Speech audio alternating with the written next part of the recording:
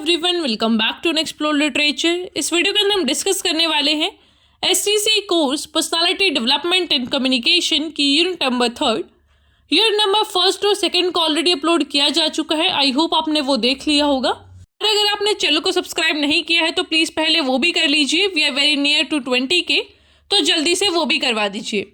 Alright, so now without wasting much of your time let's start the video.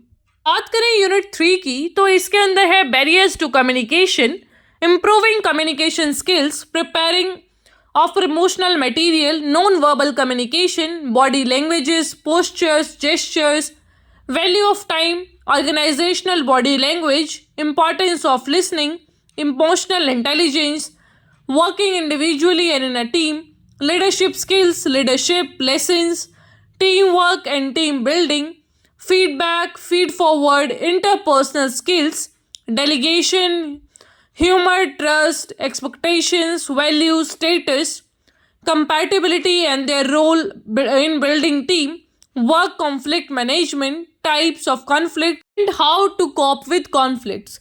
तो ये सारे topics आपके आएंगे यूनिट नंबर 3 में। Now let's start with the very first topic, that is barriers to communication. तो barriers का मतलब है रुकावटें, कि जो आपका कम्युनिकेशन है तो कौन कौन सी चीज़ें हैं जो उसको पूरा नहीं होने देती। तो यहाँ पे जो बैरियर्स हैं वो काफ़ी तरीके के होते हैं। सबसे पहला है फिजिकल बैरियर। यहाँ पे आपकी नॉइस हो सकती है कि भाई कोई बीच में अजीब सी आवाज़ आ गई जो कि अनवांटेड थी, या फिर कोई डिस्टेंस हो सकता है, टेक्निकल इश्यूज हो सकते हैं। Then is psychological barrier. Psychological barrier का मतलब है कि फॉर एग्जाम्पल मैंने आपके लिए पूरा वीडियो कवर किया, लेकिन आपके दिमाग में एक परसेप्शन था कि यार ये तो बहुत बुरा पढ़ाती हैं। तो एक बार इंसान की जो भी धारणा बन जाती है ना, फिर वो नहीं मिट सकती। भगवान भी आके नीचे बोलेगा ना कि ये अच्छा पढ़ाती हैं तो आप नहीं मानेंगे। तो वही होता है कि जब आप एक परसेप्शन बना लेते हैं किसी के बारे में, तो वो इंसान कितना भी अच्छा या बुरा करे, फिर आप उस चीज़ को नहीं भी यहाँ पर इवेल्युएट ही नहीं करते हैं। या फिर आपके इमोशंस हो सकते हैं कि आप अच्छा नहीं फील कर रहे थे, आप इमोशनली स्टेबल नहीं थे, तब भी आपके कम्युनिकेशन में रुकावट आ सकती है। या फिर लैंग्वेज बैरियर, कि मेरी से एक्सेंट, कई बार क्या होता है कि आई एम फ्रॉम हरियाणा, तो मेरा वो एक्सेंट आ जाता है कई बार, और कई बार मैं वर्ड्स में भी ऐसे ही बोल देती हूँ, तो मे भी आप लोग उसको ना समझ पाते हो, बिकॉज वो मेरा डायलॉग ऐसा पूरे डायलेक्ट्स है मेरे, और मेरे जो डायलॉग्स रहते हैं वो भी थोड़े फिर हरियाणवी टच में रहते हैं, तो मे भी आप उस कॉन्टेक्स्ट को, उस कल्चर को ना समझ पाएँ। देन इस कल्चरल बैरियर, तो यहाँ पे वही चीज़ है कि आपका और मेरा कल्चर में भी डिफरेंट हो और आप मेरे यहाँ की बातों को ना समझ पाएँ, because that is different in your own culture. फिर आ सकता है ऑर्गेनाइजेशनल बैरियर। ऑर्गेनाइजेशनल बैरियर का मतलब है कि एक सीनियर है जो वो अपने जूनियर से ज़रा खुल के बात नहीं करेगा, या फिर जो सीनियर है वो ये सोचेगा कि भाई ये तो जूनियर है तो मैं उससे कैसे बात करूँ, या फिर जूनियर सीनियर से बात नहीं कर सकता। तो जब भी हायरार्की जैसी चीज़ें आती हैं, ब्यूरोक्रेसी जैसी चीज़ें आती हैं, तब भी कम्युनिकेशन में थोड़ा प्रॉब्लम होता है। या फिर इंटरपर्सनल बैरियर्स, कि आपके खुद के द्वारा बनाए गए बैरियर्स, जैसे कि लैक ऑफ ट्रस्ट, कि आपका किसी इंसान ने एक बार ट्रस्ट तोड़ दिया तो वो इंसान कितना भी कुछ कर ले, आपके दिमाग में एक बार तो वो थॉट आएगा कि यार ये इंसान झूठ ना बोल रहा हो। तो वो सारी चीज़ें होती हैं, तो ये आपके प्रेजुडिस, स्टीरियोटाइप्स, ये सारी चीज़ें डिस्टर्ब करती हैं कम्युनिकेशन को। तो ये तो हुई बैरियर्स की बात। अब हम अपनी जो कम्युनिकेशन स्किल्स हैं उनको इम्प्रूव कैसे करें। आप कई बार पूछते हैं कि कैसे हम अपनी इंग्लिश को ऐसा अच्छा करें, कैसे हम अच्छे से बोल सकते हैं, हमारी फ्लुएंसी कैसे बन सकती है। तो सबसे पहले तो आपको एक्टिव लिसनिंग करनी होगी। अगर आपको अच्छे से कुछ सीखना है तो पहले सुनना सीखो। जब आप किसी को सुनना स्टार्ट करेंगे तो आपके अंदर एक वो जो रिटेंशन है, वो जो चीज़ को समझने की जो क्षमता है, वो सारी डेवलप हो जाएंगी, and then only you can learn something. Then is clear and concise expression. जब भी आप किसी भी लैंग्वेज को बोलने में प्रॉब्लम फेस करते हैं तो मेन इशू वहाँ पे पता क्या होता है, आप लोग ट्राई करते हैं कि आप बड़ी फ्लारी सी लैंग्वेज यूज़ करें, कि मैं बहुत बड़े बड़े शब्द अगर आपके ऊपर फेंक के मारूंगी तो आप लोगों को लगेगा कि यार बड़े इंटेलेक्चुअल हैं ये। तो ऐसा नहीं होता है। सिंपल से छोटे छोटे वर्ड्स को यूज़ करो, क्योंकि मेन मोटिव क्या है हमारा, हमारे अपने मैसेज को कन्वे करना हमारा मेन मोटिव है, ना कि ज़्यादा इंटेलेक्चुअल साउंड करना। और कोई भी इंसान फ्लारी वर्ड्स का यूज़ करके इंटेलेक्चुअल नहीं लगता है। आपकी बात में दम होना चाहिए, ना कि आप एक बड़ा बड़ा ऐसा पूरा डिक्शनरी खोल के रख दे रहे हैं वहाँ पे। So that is like, personally मुझे तो नहीं ज़्यादा सा ये फील होता कि भाई कोई इंप्रेस होता है इन चीज़ों से। एक हद तक आप इंप्रेस कर सकते हैं किसी को, लेकिन एट द एंड आपको कुछ लॉजिकल प्रेजेंट करना होगा, तभी सामने वाला आपकी बात सुनेगा, वरना इंग्लिश ऐसा सुनने के लिए कोई नहीं बैठा है आपकी। Alright, so the next thing is non verbal communication, कि आप किस तरीके से एक्सप्रेशंस दे रहे हैं, आपका बॉडी स्ट्रक्चर कैसा है, मतलब आप स्टाइल कैसा है, आप कैसे खड़े हैं, पोस्चर कैसा है, जेस्चर्स क्या है, वो भी काफ़ी मैटर करता है। देन इज एम्पैथी, कि आप कितना एम्पैथाइज करते हैं। देन इज फीडबैक स्किल्स, कि आप कैसे फीडबैक्स लेते हैं, प्रैक्टिस करना, अपनी वोकैबुलरी को एक्सपेंड करना, पब्लिक स्पीकिंग करना। तो यहाँ पे जो ये वर्ड है एक्सपेंड योर वोकैबुलरी, इसका मतलब ये नहीं है कि बड़े बड़े शब्दों को रट लो, बल्कि छोटे छोटे अच्छे अच्छे शब्दों को आप लर्न करिए, जो कि बेसिक्स है। हाँ, हो सकता है एक आधा वर्ड आप यूज़ करते रहें थोड़ा डेली लैंग्वेज में, लेकिन खुद को बर्डन नहीं करना है और बहुत ही ऐसा आराम से किसी भी लैंग्वेज को लर्न करना है। फिर हमारा नेक्स्ट टॉपिक आता है कि प्रमोशनल मटेरियल को कैसे प्रिपेयर करें। तो देखो, इतना ज़्यादा कंपटीशन बढ़ गया है मार्केट में कि आपको अपने प्रोडक्ट को एक्स्ट्राऑर्डिनरी दिखाना होता है कि भाई हाँ, मैं कैसे अलग हूँ दूसरों से। तो आपने देखा होगा कि एडवर्टीजमेंट कितना ज़्यादा ऐसा ज़ोरदार सा असर रखती हैं। अब जैसे टीवी में मैगी आ रहा है तो आपको मैगी का क्रेविंग हो जा रहा है, वहाँ पे बिस्किट चॉकलेट दिखा रहे हैं तो आपको मीठा खाने का मन कर रहा है। तो दैट इज़ द पावर, वही तो वो चाहते हैं कि आपको वो क्रेविंग हो, फिर आप ऑर्डर करें या फिर खाएं। तो वही चीज़ रहता है। तो आपका मटेरियल, आपका जो प्रमोशन है वो इतना इफेक्टिव होना चाहिए कि सामने वाला है जो वो अपने इमोशंस तभी एक्सप्रेस कर दे, अपने डिज़ायर को तभी एक्सप्रेस कर दे, वो इतना टारगेटेड रहना चाहिए। तो यहाँ पे सबसे पहले आपको अपने ऑडियंस को आइडेंटिफाई करना होगा कि किस तरीके के ऑडियंस को आपका जो प्रोडक्ट है वो सूट करेगा। फॉर एग्जांपल, अगर चॉकलेट्स हैं, अब पहले चॉकलेट क्या करती थी, चॉकलेट ब्रांड्स हैं जो, वो बच्चों को टारगेट करती थी। लेकिन कैडबरी है जो, उसने थोड़ा सा ये चीज़ हटके करा कि उसने हर एक एज ग्रुप के जो लोग हैं उनको टारगेट करा, या फिर वो बूढ़े हों, बच्चे हों, जो भी हैं, सबको उन्होंने टारगेट करा। तो इस तरीके से आपको आइडेंटिफाई करना होता है कि कौन से ऑडियंस में आपका प्रोडक्ट है जो पहुंचना चाहिए। फिर आप अपना ऑब्जेक्टिव डिफाइन करेंगे कि क्या आपका ऑब्जेक्टिव है। फिर आपका मीडियम, कि कौन सी भाषा में कौन आपका एम्बेसडर होगा, तो वो सारा मीडियम भी आप चुनेंगे और कहाँ पे आप अपनी ऐड डालने वाले हैं। Then is design the material, फिर अपने मटेरियल को आप डिज़ाइन करेंगे, सॉफ्टवेयर और टूल्स का यूज़, डिस्ट्रीब्यूशन स्ट्रेटेजी की क्या टाइमिंग्स होंगे, क्या चैनल्स होंगे आपके प्रमोशनल मटेरियल को पब्लिश करने के लिए, क्या फिर मॉनिटरिंग और एडजस्टमेंट्स होगा, यहाँ पे एनालिटिक्स, फीडबैक्स, एडजस्टमेंट्स, ये सारी चीज़ें होने वाली है। फिर आता है non verbal communication. Non verbal communication का मतलब है कि जब आप कम्युनिकेट कर रहे हों, ना तो बोलकर ना ही लिख कर, उससे अलग तरीका जो भी आप यूज़ करते हैं उसे नॉन वर्बल कम्युनिकेशन बोलते हैं। तो मैंने आपको फर्स्ट पार्ट में बताया था, जो फर्स्ट यूनिट हमने डिस्कस करी थी उसके अंदर, कि जब आप अपने जेस्चर्स को, फेशियल एक्सप्रेशंस को, पोस्चर, आई कॉन्टेक्ट, किस तरीके से आप खड़े हैं, इन सारी चीज़ों से जब आप अपने कम्युनिकेट करते हैं या फिर अपने मैसेज को, आइडियाज़ को डिलीवर करते हैं, तो उसे हम बोलते हैं नॉन वर्बल कम्युनिकेशन। तो ये काफ़ी मायने रखता है कि आप किस तरीके से खुद को एक्सप्रेस करते हैं बात करते हुए। और एक ऑर्गेनाइजेशन के अंदर भी जो आपका बॉडी लैंग्वेज होता है, दैट इज़ वेरी इंपॉर्टेंट, कि आपका कैसा एटीट्यूड है, डायनामिक्स है, कम्युनिकेशन कैसा है दूसरे एम्प्लॉयज़ के साथ, वो सारी चीज़ें रिप्रेजेंट करती हैं आपकी नॉन वर्बल कम्युनिकेशन। इसके अंदर आपका पोस्चर आता है कि आप किस तरीके से खड़े हैं, बैठे हैं, इससे पता चलता है आप कॉन्फिडेंस हैं, ओपन है या फिर डिफेंसिव हैं। आपके फेशियल एक्सप्रेशंस आपके इमोशंस को बताते हैं, आपके जेस्चर्स, आपकी प्रॉक्सिमिटी, कि आप कितना पास या दूर खड़े हैं, आपका आई कांटेक्ट, जब आप एक आदमी से आंख मिला के से बात करते हैं तो लगता है कि भैया आप कॉन्फिडेंट हैं। वहीं अगर आप नज़रें चुरा के बात करेंगे तो या तो आप किसी गिल्ट के अंदर हैं, या फिर आप डिस्कम्फर्ट फील कर रहे हैं, या फिर आपके अंदर कॉन्फिडेंस नहीं है। तो इसीलिए आपके नॉन वर्बल कम्युनिकेशन के जो पार्ट्स हैं उनको भी इम्प्रूव करना काफ़ी इंपॉर्टेंट है। फिर हमने बात करी थी कि कैसे हम अपनी जो कम्युनिकेशन स्किल्स हैं उनको बढ़ा सकते हैं। तो उसमें था लिसनिंग, की इम्पॉर्टेंस क्या है लिसनिंग की। तो अगर आप किसी के बारे में सुनेंगे तो आप उससे अंडरस्टैंड कर पाएंगे, आप एम्पैथाइज कर पाएंगे, आप इंसान की फीलिंग्स को समझ पाएंगे, आपका लड़ाई झगड़ा भी सुलझ जाएगा अगर आप किसी को 2 पल सुन लेंगे तो। क्योंकि कई बार तो लड़ाइयाँ मिसकम्युनिकेशन के चलते होती हैं, कि मैंने आपको वो बात कही नहीं थी जो तीसरे आदमी ने आपको आके बता दी कि भैया इसने तो तेरे बारे में ये कहा है।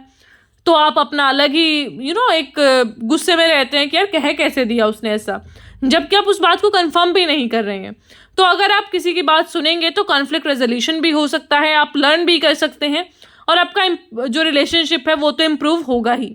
तो ये सारे एडवांटेजेस हैं लिसनिंग के, और जब आप अच्छे से लिसन करेंगे तो आपका कम्युनिकेशन भी बहुत अच्छा हो जाएगा।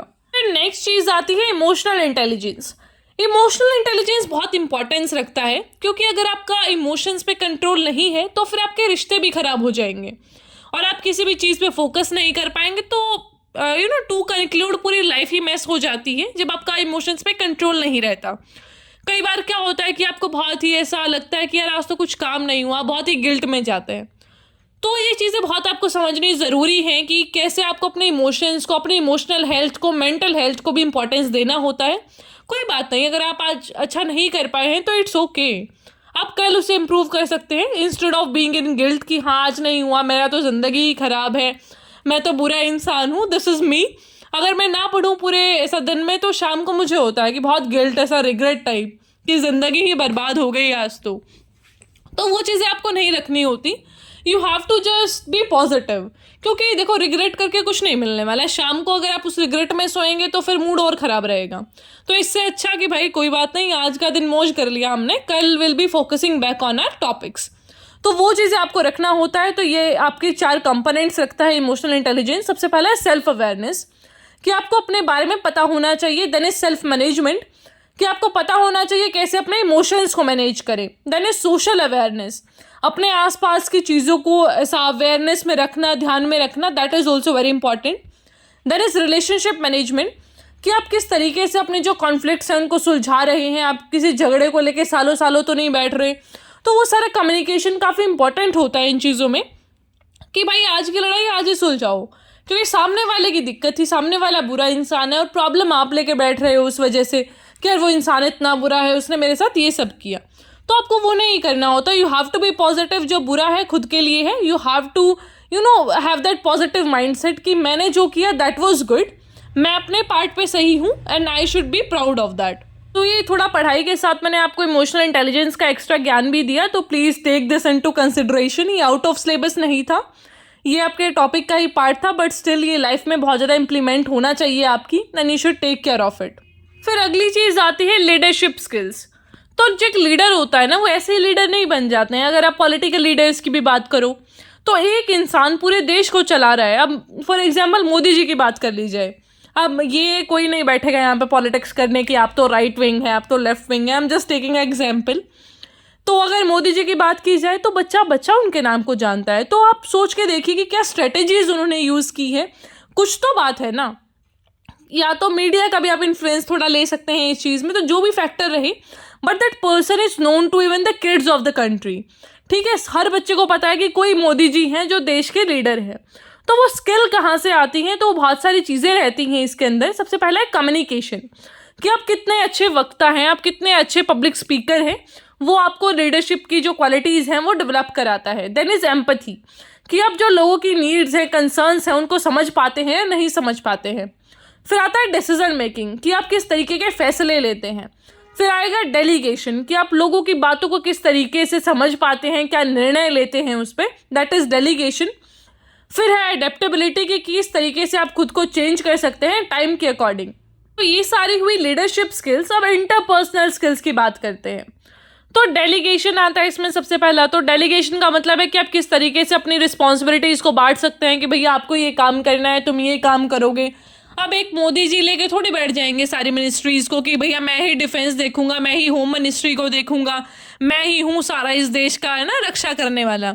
ऐसा नहीं होता है, एक इंसान सारे काम को नहीं कर सकता। So a good leader should be doing this delegation work also, कि आप किस तरीके से सारी रोल्स एंड रिस्पॉन्सिबिलिटीज़ को असाइन कर रहे हैं। Then is humour. ह्यूमर एक काफ़ी पावरफुल टूल होता है। ये इन्हेंस कर सकता है आपकी कम्युनिकेशन को, रिलेशनशिप बिल्ड कर सकता है।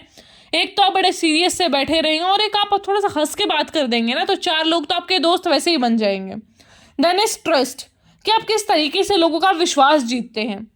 देन इज एक्सपेक्टेशंस, कि किस तरीके से आप अपनी अंडरस्टैंडिंग है जो वो इन्वॉल्व करते हैं, मैनेज करते हैं, और लोगों की एक्सपेक्टेशंस आपसे क्या है और आपकी एक्सपेक्टेशन उनसे क्या है। मतलब पूरा जो सोशल अवेयरनेस है ना, वो इसके अंदर आ जाएगा।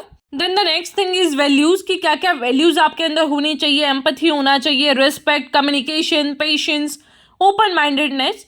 फिर आपका स्टेटस भी मैटर करता है। देखो एक बात मैं बोलूँ तो मैं कौन ही हूँ, और एक मोदी जी बोले तो मोदी जी की बात सारे लोग वैलिड समझेंगे।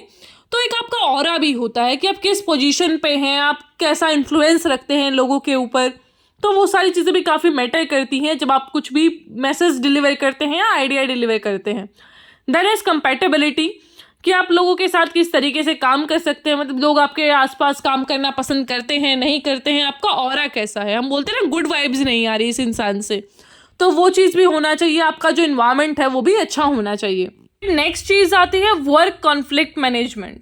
देखो, अब दो लोग एक जगह काम कर रहे हैं तो लड़ाई झगड़े तो कॉमन होते हैं बहुत। ऐसा थोड़ा सा डिस्प्यूट हो सकता है, लड़ाई झगड़े नहीं तो कुछ डिसएग्रीमेंट हो सकता है आपका। ज़रूरी नहीं कि आपको हर इंसान पसंद आए या फिर उसको आप पसंद आए, तो थोड़ी बहुत कॉन्फ्लिक्ट चलती रहती हैं। तो वो किस टाइप की कॉन्फ्लिक्ट हो सकती हैं एक वर्क प्लेस पे? एक होता है टास्क कॉन्फ्लिक्ट, कि आपको नहीं पसंद आ रहा जो आपको काम असाइन किया गया है, या फिर जो कंटेंट है, गोल है, वो आपको नहीं पसंद आ रहा। दूसरा है प्रोसेस, कि जिस तरीके से वो काम किया जा रहा है आपको वो नहीं पसंद आ रहा। देयर इज रिलेशनशिप कॉन्फ्लिक्ट, कि दूसरे पर्सन का कैसा एटीट्यूड है, पर्सनालिटी है, वैल्यूज़ हैं, आपको वो नहीं अच्छी लग रही। तो ये सारे टाइप के कॉन्फ्लिक्ट्स आ जाएंगे आपके वर्क लाइफ के अंदर। अब समस्याएं तो हमने गिनवा दी, लेकिन अब इनको कॉप कैसे किया जाए, मतलब इनसे सुलझा कैसे जाए? तो सबसे पहले तो हमारा जो सोल्यूशन है वो है शांत रहो, प्रोफेशनल रहो। अब देखो, तुम भाई बहन नहीं हो वहाँ पे, वो वर्क प्लेस है और तुम्हें वर्क प्लेस की तरह ही मेंटेन करना पड़ेगा उसका डेकोरम। आपको वहाँ पे पूरा गाली गलौज पे नहीं आना। You have to be very patient और बड़े काम तरीके से बोलो कि देखिए सर, आपकी बात हमें अच्छी नहीं लगी। तो इस तरीके से आपको कुछ अपना जो एक्शन है वो करना होता है। There is understand the conflict, कि आराम से समझो तो सही कि लड़ाई की जड़ क्या है। देन इज कम्युनिकेट ओपनली, कि अपनी बात को एड्रेस करो कि देखिए सर, मेरे को ये दिक्कत हुआ और आप प्लीज़ इस बात से थोड़ा सा सोल्यूशन निकालिए इसका। ऐसा नहीं कि ब्लेम गेम खेलने लग जाओ वहाँ पे कि आपने तो ये बोला था, तुमने ये बोला, तो ये चीज़ें नहीं होनी चाहिए।